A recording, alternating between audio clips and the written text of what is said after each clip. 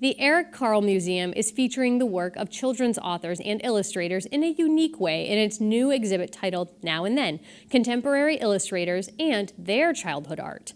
The exhibit takes you through the development of each artist's work, from their first sparks of creativity as a child to their work as an adult. It was the idea of two well-known children's book artists who live in the Pioneer Valley, and Connecting Point's Ross Lippman brings us the story. The way we often talk about the Carle is that this is an art museum that really welcomes children. We know for many children this might be their first time ever coming to an art museum, so it's really important for us to make them feel like this is their place. This is the Now and Then exhibit, Now and Then. Contemporary illustrators and their childhood art. The idea of this exhibit was to take contemporary illustrators and show a piece of their contemporary art alongside with a piece of their childhood art. It really is astounding how everyone took their childhood obsessions and turned it into a career in the arts.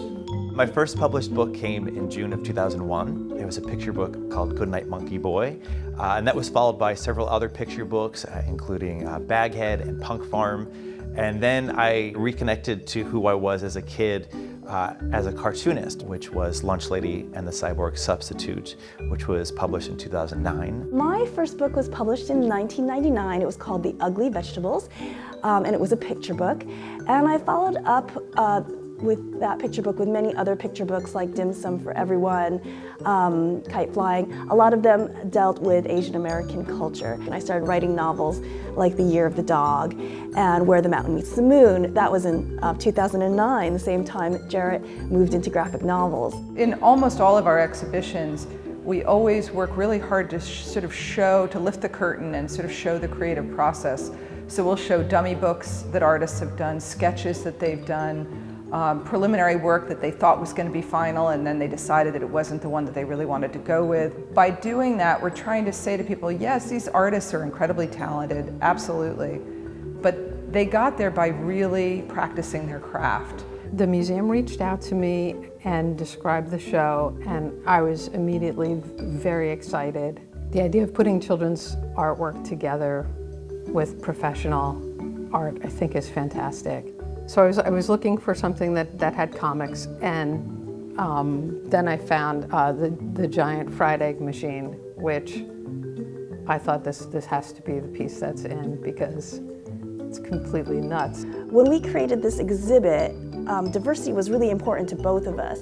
Not like diversity in genre, diversity in art styles, but also diversity in the artists too, because I really hoped that, you know, maybe a child can come in and they'll see somebody that looks like them on the wall and be like, hey, I could be an artist too, you know? The Now and Then exhibition goes even a step further by showing that childhood artwork.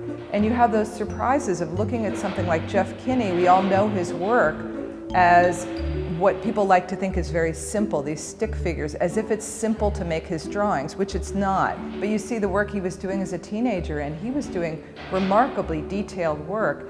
And it's so interesting to look at that evolution. In order to do what he does now, he had to be able to do that as a young man. I think the fact that they have this museum here makes you feel like they really value children's literature and children's art. And when that is your passion and calling, you know, it really is like a tractor beam, because you want to go where you know that what you value, the area values as well.